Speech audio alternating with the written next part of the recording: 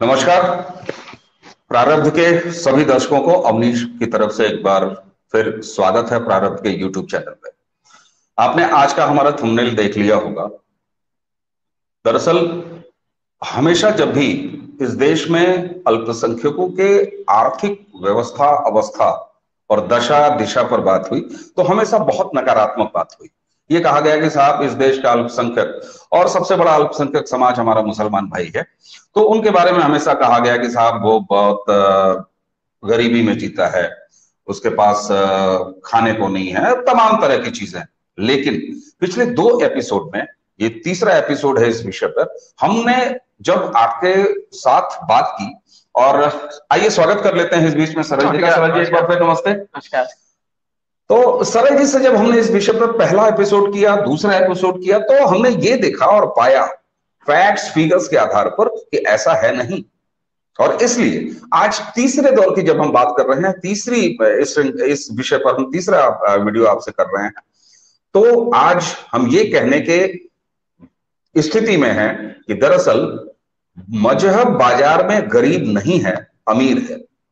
2 episode में हम तथ्यवार आपको बता चुके हैं, पूरी इकोनॉमी के बारे में बता चुके हैं, एक किस किस क्षेत्र में है, किस किस रोजे में है, किस किस पेशे में है, वो बता चुके हैं सरल जी बहुत डिटेल से। तो आइए उसी डिटेल को और आगे बढ़ाते हैं और जानते हैं और कंफर्म करते हैं कि दरअसल मजहब बाजार में गरीब बिल्कुल नहीं है, वो तो अमीर है और ये सकारात्मक बात है। तो जैसा कि मैंने आपको सरल जी पिछले 2 वीडियो में लगातार मैं आपसे कहा कि आप इसको कैसे, मैं कम से कम 1 या 2 बार मैंने पिछले दोनों वीडियो में आपसे ये पूछा कि इस सारी परिस्थिति को जब आप बयान करते हैं, लाखों लाख करोड़ों की हिस्सेदारी हमारे मुसलमान भाइयों की आप दिखाते हैं और बताते हैं, जो कि आंकड़े मौजूद है, पब्लिक डोमेन में है, तो मैंने आपसे ध्यान होगा कि हमेशा मैं एक चीज पूछता हूं कि आप इसे सकारात्मक कहते हैं कि नकारात्मक। आपने हमेशा कहा है कि ये सकारात्मक। बहुत सकारात्मक, बहुत सकारात्मक, बहुत सकारात्मक है। और ये आप इस तरह से समझ सकते हैं कि हमारे यहाँ अगर जो अल्पसंख्यक वर्ग है, सो कॉल्ड, जो कहा जाता है कि मुस्लिम वर्ग ही मेनली अल्पसंख्यक में बड़ा संख्या में बड़ा है, बड़ा अल्पसंख्यक है, तो वही उनकी ही ओर से या उनके सो कॉल्ड नेताओं की ओर से आवाज उठती रहती है कि हमारा इस देश में सही हमारा दायरा नहीं है, सही हिस्सेदारी नहीं है, और हमारे साथ नाइंसाफी होती है, रोजगार नहीं है, और हम बहुत पिछड़े हुए हैं, हमें पढ़ने को नहीं मिलता है, हमें ये नहीं मिलता है। तो वही जो मैंने फर्स्ट वीडियो में आपको कहा था कि उसमें थोड़ा एग्जांपल दिया था कि जितने आज तक धनी लोग हुए या जिन्होंने अपनी किस्मत बदली है, हाँ, ये बात वो कम पढ़े लिखे रहे। बिल्कुल, ये बात आपने पहले वीडियो में की, उसके बाद वीडियो दर वीडियो 2 वीडियो हमने किया, उनमें आपने लगातार पेशे वाइज और एक एक अलग सेगमेंट में, उस श्रृंखला में अब तक आपने लगभग 40 या 45-50 लाख करोड़ रुपए सालाना का हिस्सेदारी गिना दी अप्रोक्सीमेट। चलिए, तो अब इससे आगे भी कुछ बचा है कि अभी बहुत कुछ है, बहुत कुछ है जो शॉकिंग रहेगा। क्या? और ऐसे मैं 2 चीजें कहना चाहता हूँ जो शायद इसमें होना जरूरी है। सबसे पहले हमेशा ये कहना कि हमारा हिस्सा, हमारे यहाँ भी आप देखते होंगे ये नॉर्मल घरों की बात होती है, और हम भारतवासी एक घर में रह रहे हैं, मुस्लिम हमारे भाई हैं, हम बड़े हैं छोटे हैं, या वो बड़े हैं हम छोटे हैं, वो एक अलग बात है। जैसे हर घर में झगड़ा होता है कि भाई पिताजी प्रॉपर्टी उसको ज्यादा ना दे दे, हमको दे दे, या ऐसा दे दे। लेकिन बात यहां आती कि परिवार में न्यूसेंस कौन ज्यादा कर रहा है। इसको अदरवाइज ना ले कोई भी, हम परिवार की बात कर रहे हैं, परिवारों में भी न्यूसेंस होती है, परिवार में न्यूसेंस कौन ज्यादा कर रहा है, परिवार की जिम्मेदारी कौन ज्यादा उठा रहा है, और परिवार को डिस्टर्ब कौन ज्यादा कर रहा है, और केवल चिल्ला चिल्ला के हाथ मांग रहा है, काम कुछ नहीं करना चाहता। ये कर रहा है तो बाकी के एंड्स का पैसा अपने पास रख रहा है, परिवार में कुछ नहीं दे रहा। भाई जब आप एक परिवार भी चलाते हैं तो सबसे पहले आप क्या करते हैं? आप माँ के हाथ में कुछ रखते हैं ना जाके, आप अपनी पत्नी के हाथ में रखते हैं ना जाके, जो परिवार में होती है। यहाँ आप जिस भी बारे में डिस्कशन हो रहा है वो अपनी माँ और पत्नी के बारे में कितना रख रहे हैं? खुल के करिए, हमारे अल्पसंख्यक भाइयों के बारे में बात हो रहा है, और इसकी सबसे बड़ा चंक जो है वो हमारे मुसलमान भाई हैं, उन्हीं की बात मैं बड़ी बात कहने जा रहा हूं कि कैसे उनको इतना कमाने के बाद भी नुकसान है। नुकसान कैसे, इतने बड़े टर्नओवर के बाद? आप जितनी भी फील्ड्स मैंने गिनाई है अभी तक की, आज तक आपने देखा होगा, और दर्शक भी ये चीज समझे कैलकुलेट करके, कि ये सारी फील्ड्स ऐसी हैं जो नॉन टैक्सेबल। दर्शकों के लिए मैं थोड़ा सा ईज कर दूं। सरल जी जब ये कह रहे हैं कि नॉन टैक्सेबल है, मतलब इनकी यानी हमारे मेहनत का मुसलमान भाइयों की जितनी भी पार्टिसिपेशन है इकोनॉमिक अर्थव्यवस्था में, ज्यादातर वो पेशे हैं जो कि इनकम टैक्स या टैक्सेबल दायरे में नहीं आते। गलत तो नहीं यस होना? यस, ठीक समझा ना? बिल्कुल बिल्कुल टैक्सेबल दायरे में है ही नहीं गवर्नमेंट की ओर से। कपड़ा अभी टैक्स में आया है, और मैक्सिमम ऑफ चीजें इसमें जितनी भी हैं। अब कारपेंटर से आप क्या टैक्स ले लेंगे, भले ही वो 50 लाख कमा रहा हूं, उससे नहीं मतलब है। आप एक डीलर से क्या ले लेंगे, आपकी सोच में ही नहीं है। उसका हमारे अल्पसंख्यक वर्ग को सबसे बड़ा नुकसान ये हो रहा है। गवर्नमेंट के ऊपर है वो कैसे टैक्सेशन इंप्लीमेंट करती है, नहीं करती है, या कैसे इसका रेशियो बनाती है। भाई आप सरकार से लोन लेंगे, आपका आईटीआर होना चाहिए, आपके ट्रांजैक्शन होने चाहिए। जब मांगने की बात आती है हक की, तो आपको सिस्टम तो फॉलो करना पड़ेगा।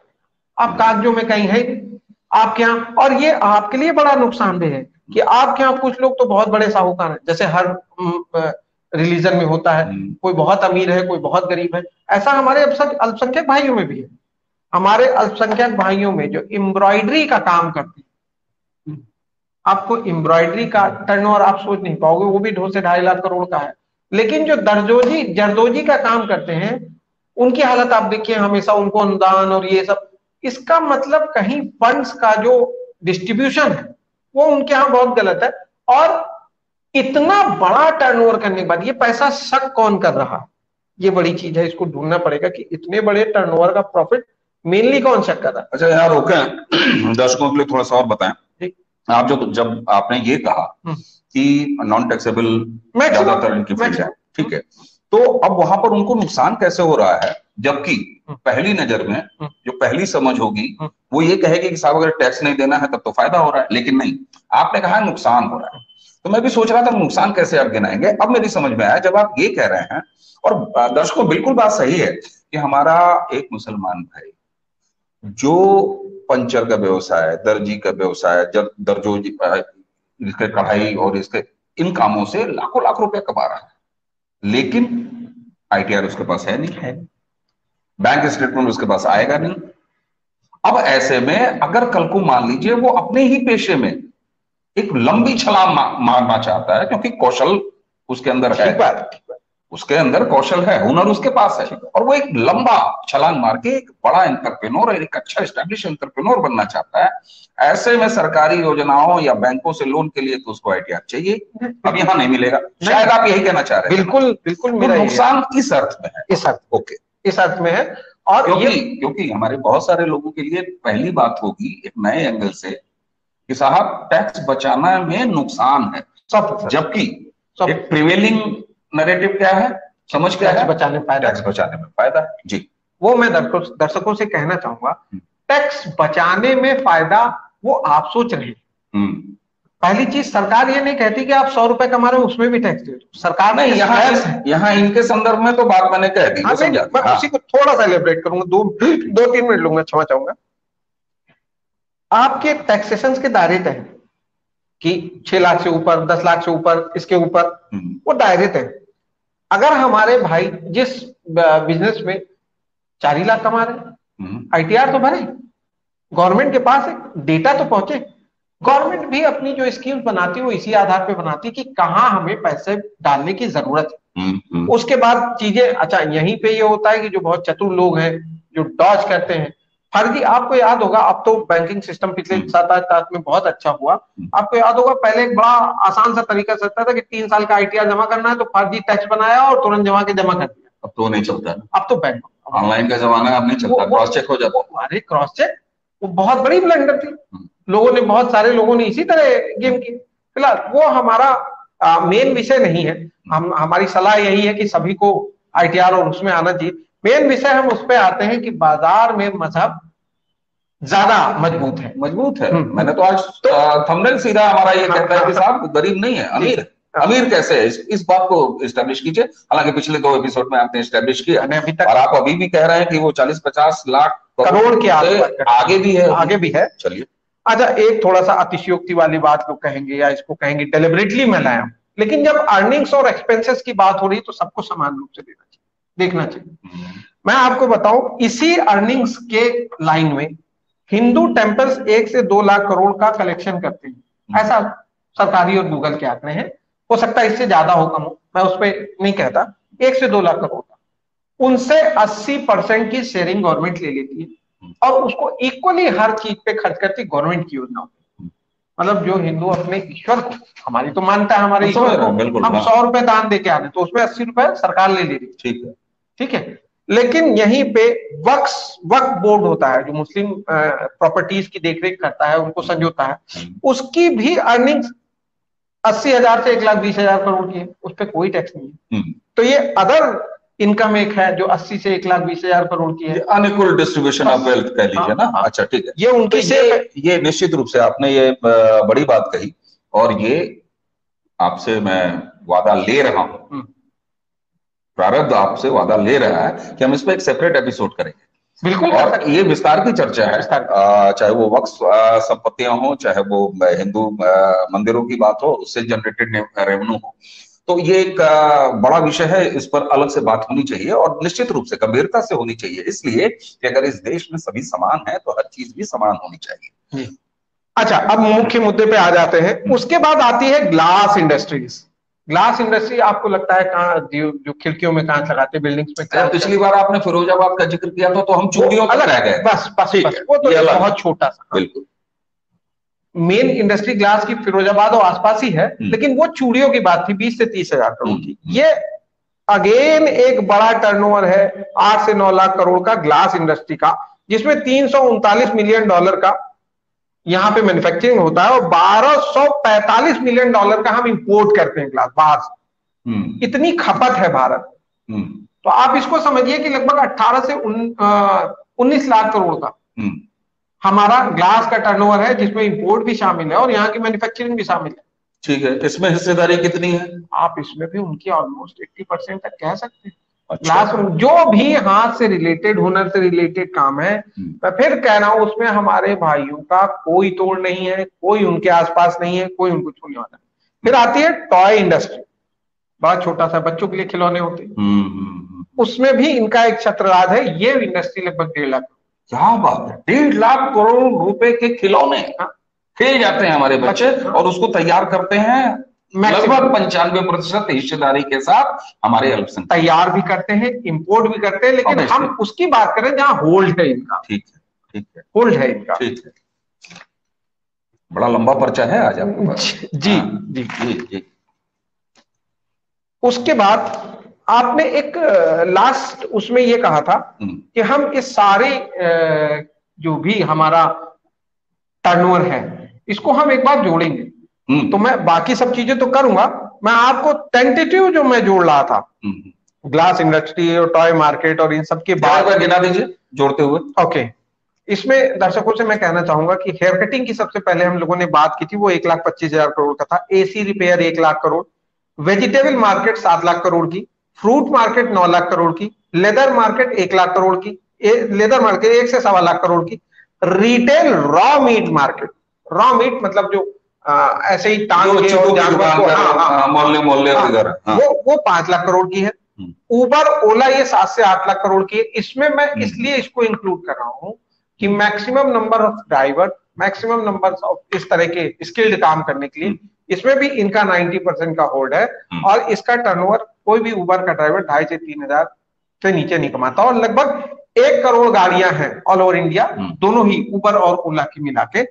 मैंने 50 लाख गाड़ियों पे कैलकुलेट किया, तब ये आंकड़ा 7 से 8 लाख करोड़। आगे उसके बाद आपके बैंगल जो हम लोगों ने चर्चा की थी 30,000 crore, painting 20,000 crore, carpenter 30,000 crore, construction जो हमारा बिग बूम था 10 से 12 लाख करोड़, 10 से 12 लाख करोड़। हाँ। एग मार्केट 14 लाख करोड़, जो सबके लिए, हाँ, जो सबके लिए बड़ा शॉकिंग था। बेकरी 2 लाख करोड़, प्लम्बिंग 30,000 करोड़, और आपका कुक्ड नॉनवेज मीट मार्केट, वही कबाब पराठा वगैरह और ये सब चीजें 5 लाख करोड़ की ये थी। वक्फ 80,000 crore, glass work 635 million dollar का मैन्युफैक्चरिंग है यहाँ, और 1035 मिलियन डॉलर की इंपोर्ट है। तो वो लगभग मिला के 10 से 12 लाख करोड़ होता है। उसको मैंने पूरा नहीं लिया, आधा ही लिया। टॉय मार्केट 1.5 लाख करोड़, ये टोटल मिला के लगभग 77 से 80 लाख करोड़ होता है। ये वो टर्नओवर है, अमीर जी थोड़ा आपकी आंखें विस्मय से फैल रही, ये वो टर्नओवर है जिसमें हमारे मुस्लिम भाइयों का शेयर 90% एबव है, 100% के आसपास है, या 90% के आसपास है। ये वो टर्नओवर है। उसके बाद एक बहुत, लीजिए साहब,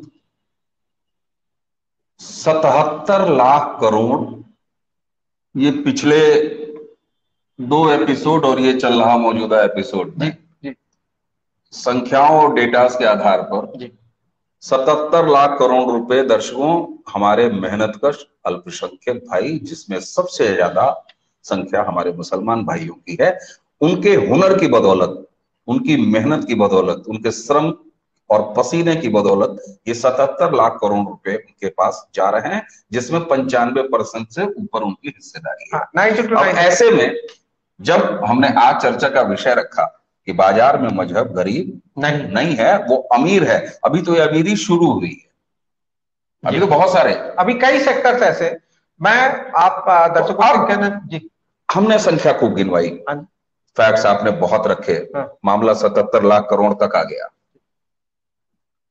हम लगातार ये कहते आए हैं कि एक सकारात्मक बात है जी। इससे शेष समाज, जो बाकी समाज है जी, इसको क्या क्या करना चाहिए, उस कैसे रिएक्ट करना चाहिए? पहली चीज, क्योंकि देखिए बहुत सारे लोग ये कह सकते हैं कि हम दोनों लोग बैठ के ये इसको नेगेटिव एस्पेक्ट से देख रहे हैं, जबकि हमने ऐसा कभी नहीं कहा ना ऐसा किया।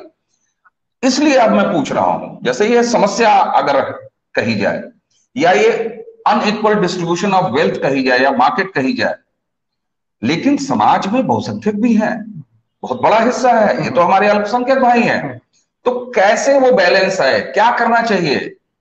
मैं दो बातें आपकी इस चर्चा में आई, अभी जो आपने कहा उसमें पहली चीज तो ये कि कुछ लोग निगेटिव मैनर में देखें, तो अवनीश जी मैं आपसे कहना चाहूंगा कि चाहे पूरा गुलिस्तान हो, मक्खी हमेशा वही बैठती है जहां गोबर होता है, तो उन लोगों की चिंता कर देना छोड़ दीजिए। चलिए छोड़ दिया, जो निगेटिव हम लोगों की इस चर्चा को मान रहे होंगे, अब इससे पॉजिटिव चर्चा नहीं कर सकते। दूसरा, मैं अपने सभी दर्शकों से और नॉन अदर देन मुस्लिम जो भी हैं, मैं किसी पर्टिकुलर उनका नाम नहीं ले रहा, धर्म का या जाति समुदाय का, जब भी अब्दुल दिखे तो सलाम करिएगा, जब भी अब्दुल दिखे तो सलाम करिएगा। वो साइलेंटली कितनी मजबूती से काम कर रहा है, आप उसके आसपास कहीं नहीं है। ये तो हमारे, जब भी अब्दुल दिखे सलाम करिए, तो उसे सलाम करिएगा, उसके मेहनत, उसके हौसले, उसके हुनर को सलाम करिएगा। एक बार उस पर तंज कसने, उस पर चुटकुला बनाने से पहले ये सोचिएगा कि वो 77, अभी तक हमारे बिसात के हिसाब से गिनाए गए 77 लाख करोड़ इस भारतीय अर्थव्यवस्था के आसपास, जहां वो 100% के लगभग 90-95% के लगभग लेके जाता है। इसलिए बिल्कुल अब्दुल भाई को सलाम है। ठीक है। मैं ये भी कहना चाहूंगा कि शायद जो गीता में हम लोग पढ़ते हैं उसको हम नहीं इम्प्लीमेंट कर पाए। गीता में है ना, जैसे एक समय पे धर्म की रक्षा के लिए, बड़ी बात कहने जा रहा हूं, मेरे हिसाब से वो बड़ी बात है, धर्म की रक्षा के लिए जब द्रोणाचार्य को विस्मित करना था को पांडवों द्वारा, तो युधिष्ठिर झूठ नहीं बोलते थे, इसलिए कहा गया कि नहीं तुम बता दो कि अश्वत्थामा मारा गया, मैं इस हाथी को मार दूंगा। अश्वत्थामा नाम का एक हाथी था, अश्वत्थामा मरो नरोवा कुंजरो। तो युधिष्ठिर ने बड़े धीमे से कहा अश्वत्थामा मर गया, नर या कुंजर मतलब हाथी मारा गया, बाद में कहा। उसी समय श्री कृष्ण ने शंख बजा दिया। तो मेरे ख्याल से गीता के उपदेश हमारे मुस्लिम भाइयों ने ज्यादा अच्छे से पढ़े हमसे। कब उनको सच बोलना है, कब क्या चीज छुपानी है, वो ये कला हमसे बहुत अच्छे से जानते हैं। और ये सही बात है, धर्म ने आपको पूरा जीने का दिशा निर्देश दिया, आप कैसे जीने आपके ऊपर है। उनको पता है कि हमें अर्निंग, हमारे भी शास्त्रों में कहा गया है कि पत्नी और पैसा हमेशा, इनकम हमेशा छुपा के रखनी चाहिए।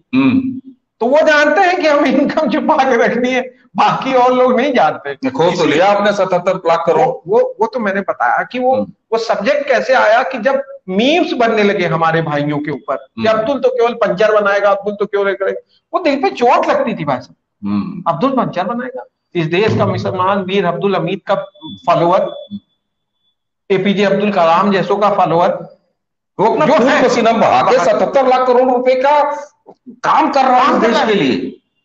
अगर प्रधानमंत्री 5 ट्रिलियन इकोनॉमी बना रहे हैं तो उसमें इतना बड़ा योगदान है, अब्दुल का इतना बड़ा सहयोग है, और शांति से किया जा रहा है, बिना हल्ला गुल्ला के किया जा रहा है, और 100%, 95% ज्यादा हिस्सेदारी के साथ किया जा रहा है।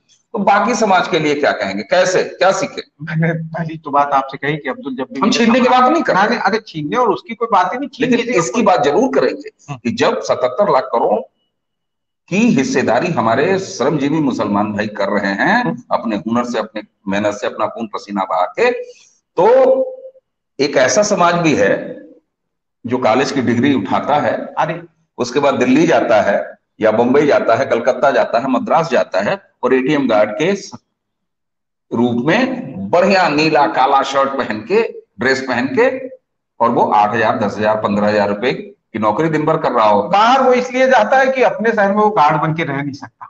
जिन माँ बाप ने 20 लाख रुपए खर्च करके, 30 लाख रुपए खर्च करके उसको डिग्री लेने के काबिल बनाया, वो कैसे फेस करेगा कि आज हम 10,000 रुपए की गार्ड की नौकरी कर रहे हैं। और मैं फिर बता दूं, उस पर फिर ये आएगा, हो सकता है एक अलग चर्चा छिड़ जाए, ये विषय भी अलग है कि फिर सरकार नौकरी दे। तो फिर मैं शायद पहले ही एपिसोड में मैंने कहा था कि सभी लोग कंपनी के सीईओ नहीं हो सकते, सभी लोग कंपनी के मतलब एक बिजनेस में सभी राजा नहीं हो सकते कि हम सब मालिक ही हैं, एम्प्लॉय कोई है ही नहीं, ऐसा नहीं हो सकता। आप जब हमारे दर्शक अगर सम्यक रूप में देखना चाहें, आपके सामने हाथ में फोन है, दुनिया भर की चीजें देखने के बजाय अगर 10 मिनट आप अपने देश पे देंगे तो ज्यादा अच्छा रहेगा। ये मेरी सलाह है, मर्जी सभी लोगों की है, सब लोग फ्री है। आप केवल ये देखिए ना कि कहां कहां कितनी बेरोजगारी है, आपको पता लगेगा कि आप किस देश में रह रहे हैं, कितने लोग बेरोजगार हैं, किस किस देश में कितने लोग भूख से मर रहे हैं, ये देखिए ना। हम लोग असल में शुरू से, जब अब तो फिलहाल लिखते पढ़ते और लोगों के बीच में रहते इतना विस्मय नहीं होता, पहले कोई कहता तो अमेरिका, तो लगता था अरे सर तो साला अमेरिका में ये बड़ी बड़ी ऊंची, आपने यहाँ पर एक असंसदीय शब्द बोला, दर्शकों से प्रारूप सभी दर्शकों हो जाता है कभी, थोड़ा क्षमा जी क्षमा चाहता हूँ। तो मतलब अरे ये तो अमेरिका है, मतलब लगता था स्वर्ग यही।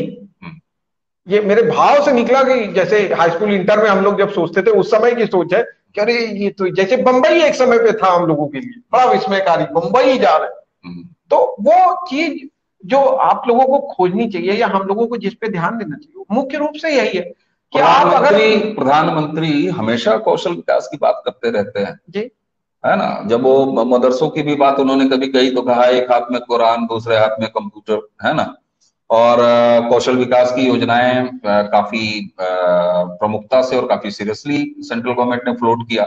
अब चूंकि हमारी संघीय व्यवस्था है, उसमें तमाम राज्य सरकारें कैसे पार्टिसिपेट करती हैं, कितने अच्छे से पार्टिसिपेट करती हैं, ये एक अलग विषय है।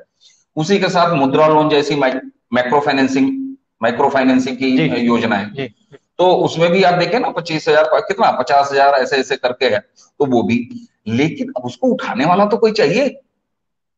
तो ये बदलाव, जो मैं बहुसंख्यक समाज की बात कर रहा हूं, मैं अपने अब्दुल भाई का उदाहरण सामने रख के, और आज तीसरे एपिसोड पे हम लोग बात कर रहे हैं, लगभग 1.25 घंटे की चर्चा हम लोग कर चुके हैं, और अब मेरे ख्याल से यह समय आ चुका है कि अपने मेहनत कश तो अब्दुल भाई का उदाहरण देकर इस बहुसंख्यक समाज के एटीएम गार्ड वाली भीड़ वो कैसे, क्योंकि नए पाठ्यक्रम में भी आप देखिए कौशल विकास की बात आ रही है, आप स्विच ओवर कर सकते हो, जो भी नई शिक्षा नीति आ रही है वो शिक्षा नीति वाले पे हम लोग देखेंगे, उस पर भी हम लोग आगे बात करेंगे। तो ये कैसे कैसे संभव होगा कि हमारे और बहुसंख्यक समाज के जो नौजवान हैं, जो उसके कामगार लोग हैं, वो भी इसमें पार्टिसिपेट करें। तो ये 77 लाख करोड़ मेरे ख्याल से 100, 125 और 5 गुना, 10 गुना होगा, 10 गुना होगा, और शायद तभी ये 5 ट्रिलियन इकोनॉमी जैसी चीजें बढ़ेगी, रफ्तार पकड़ेगी। क्योंकि अब्दुल तो अपने हिस्से का काम कर रहा है।